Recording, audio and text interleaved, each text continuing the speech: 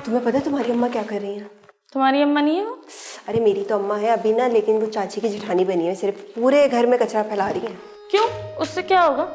उन्हें ऐसे लगता है चाची ना बदबू के मारे घर से भाग जाएंगी। वैसे कितना फजूल ख्याल है ये घर उनका भी उतना ही है जितना हमारा है। और सिर्फ 12 साल ही तो रहकर आई है ना इंग्लैंड में। वैसे तुम क्यों परेशान हो रही हो? चाची भी ना अम्मा से कुछ कम नहीं है। अम्मा कचरा फैलाएंगी तो चाची भी कुछ ना कुछ फैला ही देंगी। क्या फैला देंगी? टेंशन तो फैल ही चुकी है। पहले टेंशन फैली, फिर कचरा फैला, आगे पता नहीं क्या क्या फैलेगा। वैसे ना इन दोनों की जंग में ना हम दोनों की हिमालय वाली मत ना बन जाए। वैसे भी अम्मा कह रही थी, मेरी तो खैर नहीं, सौतेली छो। सौतेला सगा कुछ नहीं होता। जब ये दोनों मिलके बैठती है ना तो सबकी शामत आती है।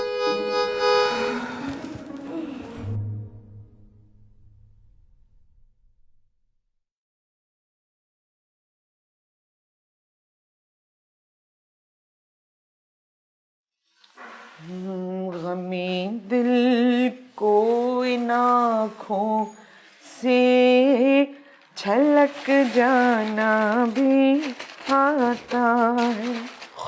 गमी दिल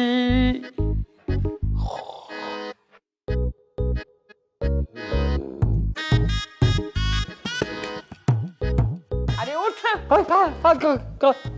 भाभी नीचे बैठ, नीचे बैठ। अच्छा अच्छा उतर। हाँ क्या हुआ, तू गया नहीं कूड़ा लेने के लिए? नहीं मिल रहा था। अरे तो लाया क्यों नहीं? शबाना के आने का वक्त हो रहा है। भाई भाभी हमने सोचा कूड़ा कर घर में ले आएंगे, बदबू से जीना दूभर हो जाता भाभी। अरे है, जीना दोबार हो जाता हमारा। पता है मैं ये सोच रही थी कि शबाना के आने से पहले 2 दिन पहले तुझसे कहूँ कि दांतों में ब्रश करना छोड़ देना। जब तू ऐसा करेगा ऐसी बदबू पूरे घर से आएगी जैसे मुर्गी के दड़बे के अंदर से आती है। फिर किसी कचरे वचरे की भी जरूरत नहीं पड़ेगी। अच्छा किया भाभी, ये हमारे मुंह को मुर्गी खाना कह दिया। अगर कहीं आप हमारे मुंह को मछली बाजार कहती तो ये आपके मुंह के साथ काफी हकतलफी हो जाती भाभी। कैसी हकतलफी?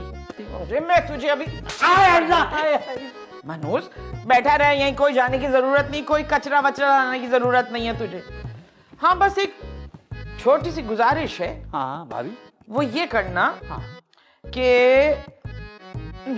ब्रश तो तू करता नहीं है, वैसे ही मैं बता रही हूँ कि शबाना के करीब को होके 2-4 सांसों के भक्के छोड़ देना। हाँ फिर वो अगर मरी नहीं ना तो कम से कम पागल होके यहाँ से चलती बनेगी, ये बात तय है।